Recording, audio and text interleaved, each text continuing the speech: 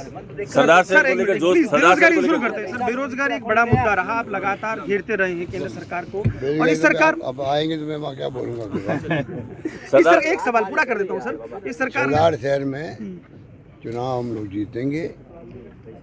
अभी तक देखिए आप 8 चुनाव हैं, बाई इलेक्शन, 8 बाई इलेक्शन है, 8 में 6 जीती कांग्रेस।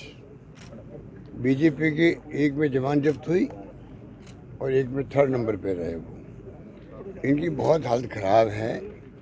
ये तो क्या है कि केंद्र सरकार में जिस प्रकार का रवैया उनका है वो फाशिस्टवादी है, और जो एक प्रकार से संविधान की परवाह नहीं कर रहे हैं, लोकतंत्र की कमज़ोर कर रहे हैं। कोई लेखक, पत्रकार, साहित्यकार है तो जेल जाओ अगर आप असहमत हो तो, अगर आप आलोचना लिख दो या दिखा दो तो आपको सहन नहीं होती है। ये लोकतंत्र के लिए उचित संकेत नहीं है ये। तो इसलिए जनता इनको सबक सिखा रही है। 8 में 6 चुनाव जीतना कांग्रेस का, बीजेपी की जमानत जब्त होना एक जगह और एक जगह 3rd नंबर पर आना मायने रखता हूँ। इसलिए आप समझ सकते हैं कि पक्ष पे, कांग्रेस पक्ष में माहौल है इस बार जनता का, और अगली बार सरकार कांग्रेस की बनेगी।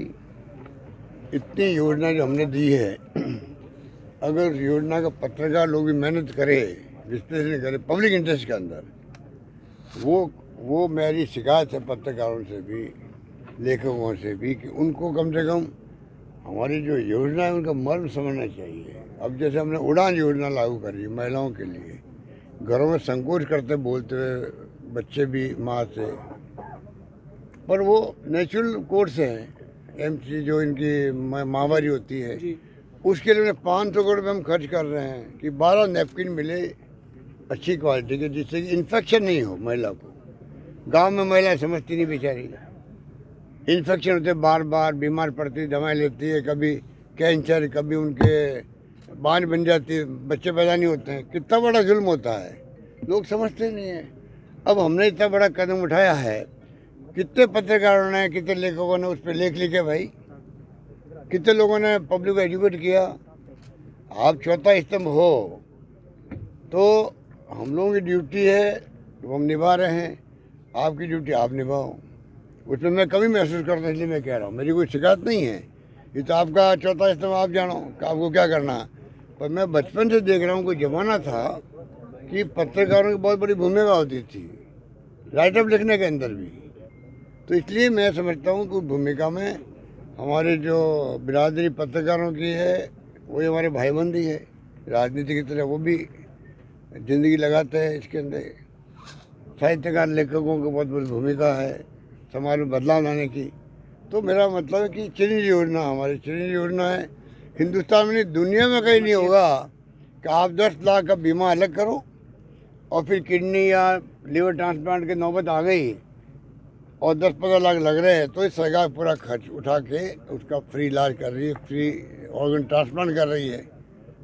ओबामा केयर लागू हुआ था वहाँ अमेरिका में, वही फेल हो गया। तो इतना बड़ा कदम हमने उठाया राजस्थान सरकार ने, जो कि पूरे देश के अंदर राजस्थान सिरमौर बना इसके अंदर, उस पर बात करनी चाहिए। ओपीएस के लिए आलोचना कर रहे हैं हमारे इन नीति आयोग वाले, उनको पूछो आज देश के अंदर आप सब तो सिक्योरिटी चाहते हो जिंदगी की, आर्मी को तो दिया आपने ओपीएस रखा, और बीएसएफ को और जो पैरामिलिट्री फोर्सेज है उनको आपने एनपीएस में कर दिया। एग्जाम्पल दे रहा हूँ आपको। उसी प्रकार से सबकी ज़िंदगी में जो 35 साल निकलते हैं लगभग सरकार में, वो एक प्रकार से उम्मीद करता है कि बुढ़ापे के अंदर कम से कम मेरी सिक्योरिटी रहेगी। वो सिक्योरिटी हमने दी है माननीय दृष्टिकोण से, और बिना मांगे भी दी है। कोई कर्मचारी नेता ने मांग भी नहीं करी कि हमें ये आप ओपीएस लागू करो, ना उनको उम्मीद थी। तब भी हमने सोच समझ के किया फैसला। छत्तीसगढ़ ने कर दिया है, पंजाब ने घोषणा कर दी है, झारखंड ने कर दी है। हम मोदी जी को कहते हैं कि आप पूरे देश में लागू करवाओ, केंद्र में भी राज्यों के अंदर भी। आज नहीं तो कल इनको करनी पड़ेगी।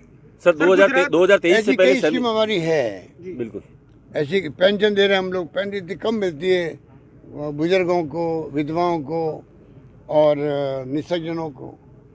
मेरी मांग है प्रधानमंत्री मोदी जी से कि आप एक पॉलिसी, पेंशन पॉलिसी बनाओ देश के अंदर। पूरे देश में केंद्र सरकार की बड़ी भूमिका हो उसके अंदर। फिर जैसे आपने और राज्यों में कर रखा और स्कीमों का रखा है, CSS की तरह 60-40 का रखा है आपने, JJM में हमने 50-50 का रखा है। तो उसी प्रकार 60-40 लाओ इसको, राज्यों के सभी और केंद्र के सब। आज देश में सोशल सिक्योरिटी दुनिया के विकसित राष्ट्रों में है, यहाँ क्यों नहीं हो? हम भी उस पैसा देंगे आपको, तो कंफर्टेबल पैसा मिलेगा उनको। अभी 750 मिलते हैं, 1000 मिलते हैं, केंद्र देते 200 रुपये। 200 रुपये देती है, वो भी कैप लगा के 15 लाख तक ही देंगे। हम देते 1 करोड़ लोगों को, वो 15-20 लाख लोगों को दे रहे हैं, मगर 200 रुपये दे रहे हैं अपनी हिस्सेदारी। क्या तरीका है? तो ये सब तमाम बातें हैं, हम लोग कह रहे हैं, बहुत गंभीरता से कह रहे हैं। OPS हो गई, चिरंजीवी योजना हो गई, पेंशन हो गई, उड़ान योजना जो मैंने अभी आपको बताई हो गई, और लास्ट में जो नरेगा है उसने मजदूरों का कितना बड़ा भला किया जब कोरोना आया। तो ये मौका उनके लिए है। आप शहरी रोजगार योजना हमने बनाई है, उसमें जो गरीब आदमी वही जाएगा वहाँ काम करने के लिए, पर 100 दिन की गारंटी मिल गई तो भूखा नहीं मरेगा आदमी। हमने कोरोना के अंदर 35 लाख लोगों को ढूंढवाया जो रात को सो जाते हैं, रेलवे स्टेशन में सो जाते हैं, बस स्टैंड में सो जाते हैं। ठेले बंद हो गए थे क्योंकि सब कोविड में लॉकडाउन हो गया था। उन सबको 35 लाख लोगों को हमने 5,500 रुपये दिए। एक बार 1500 रुपये और 4 बार 1,000 रुपये दिए। तो कम से कम कोरोना पीरियड में टाइम निकल गया मतलब। तो ये सरकार की सोच हमारी है। आपके बारे में कहा जाता है सॉफ्ट